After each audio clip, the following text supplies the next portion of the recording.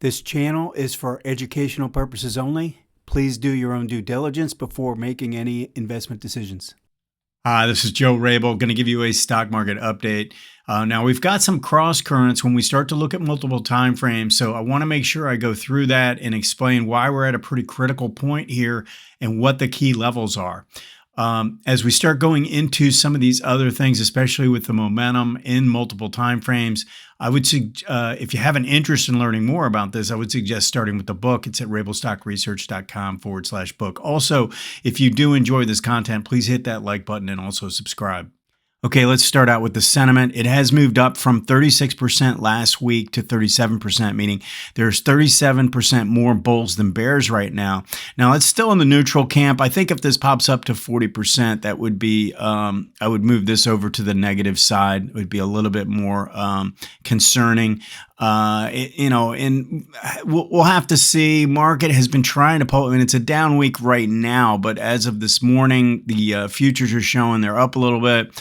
That could affect how these guys write, what they write over the weekend. So we'll have to see how that plays out. That sentiment number is updated on Wednesdays.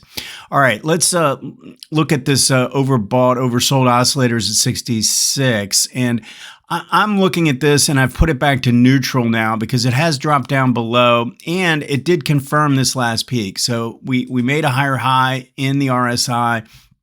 If it were another divergence, then I would have probably kept it negative. But because it confirmed, I still think if we can get this thing down into the neutral camp, that would probably be actually pretty bullish, especially if we see the volatility continue to drop. Right now, the volatility is still negative, and there's still a concern there. On the daily, it's positive.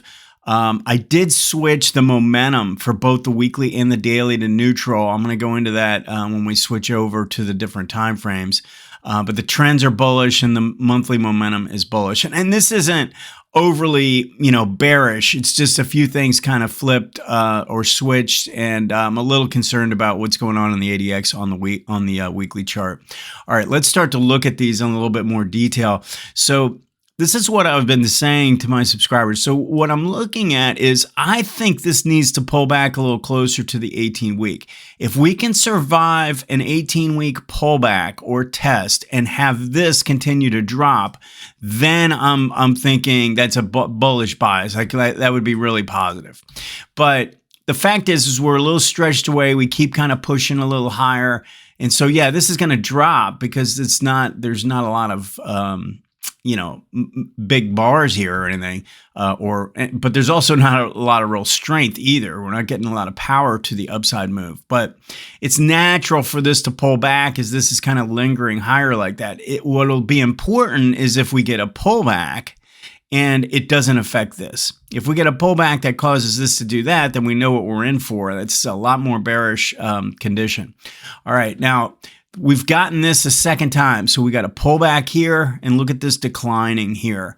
We're getting our second pullback here and this is still declining here. You see how we're getting this dip? We're getting this drop.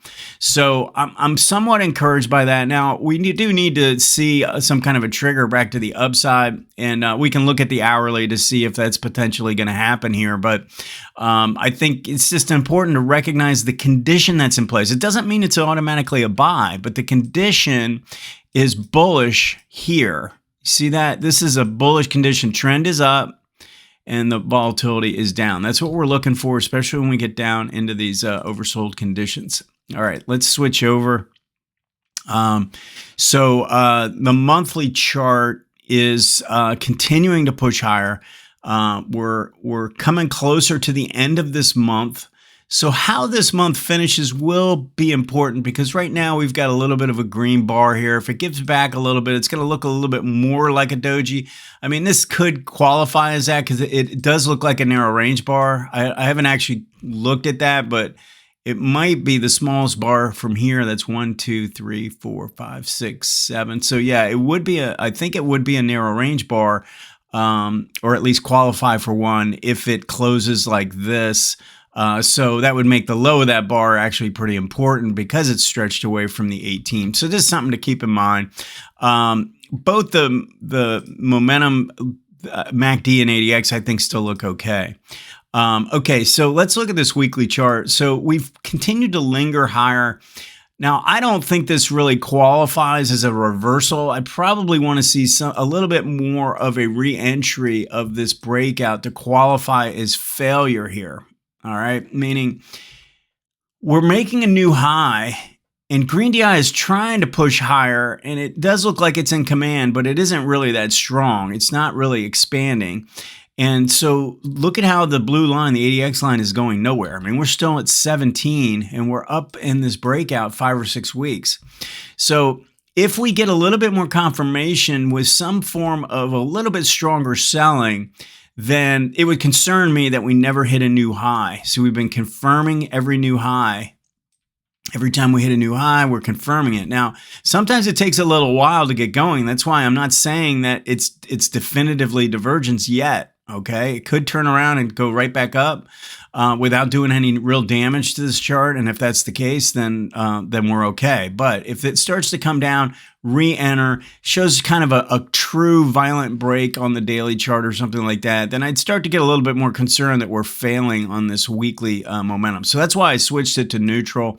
Now, if you notice on the daily chart, and one of the things I was looking for was kind of like a definitive break, maybe with a big red bar, or just break it and then have follow through and turn this bar over. I think if we do that, then again, I'm a little bit more concerned about this failure on the weekly. Because why is that? Because we're going to see a breakdown on this time frame before we see one on this time frame. So I am watching the daily for that. All right. Now, what has taken place is the MACD has crossed over. Now, I know that this is really not what I would consider to be a really strong divergence, but it is a double top, and this is making a higher high.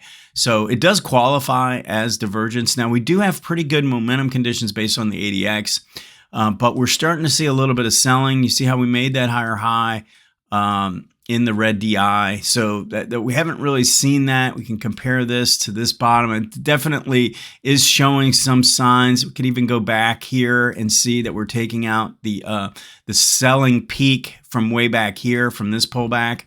So I think it's important to recognize that this is back into the neutral camp from a momentum standpoint. All right. It doesn't mean we're breaking this trend. It just means we're losing a little bit of strength in the trend itself.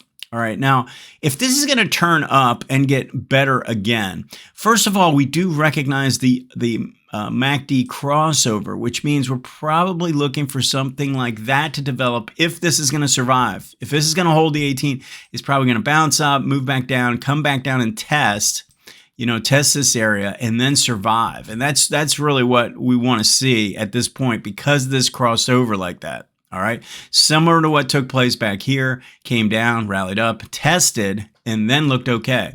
So we're going to probably need something similar to that in this scenario. Now, when you look at the hourly chart, had pretty strong selling and then rallied up and pretty good momentum condition in place. Now, I mentioned last week that if you were looking to hedge your longer term longs, we'd be looking for a break and then a rally up and maybe looking for an RSI sell signal. Nothing wrong if you put a hedge on over the last 24 hours or whatever.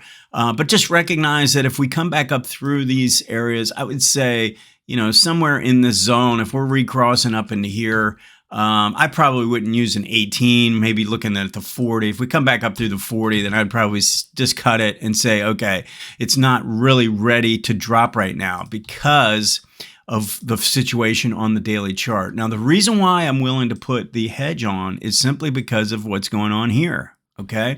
Like, I don't want to look back and see this drop and get hit or come back and test support, which I think would be the result if this fails here, and say, I didn't do anything.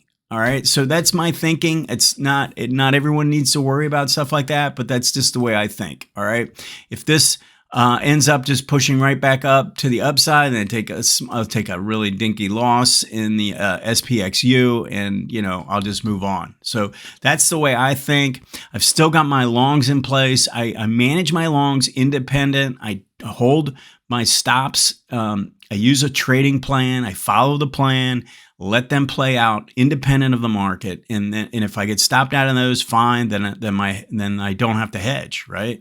But right now, most stocks are surviving any kind of pullback. They're trading pretty well still for the most part. So I'm continuing to hedge when I see a situation where the momentum is dying or slowing on the weekly or the daily. All right. Let me know if you have any questions. Thanks.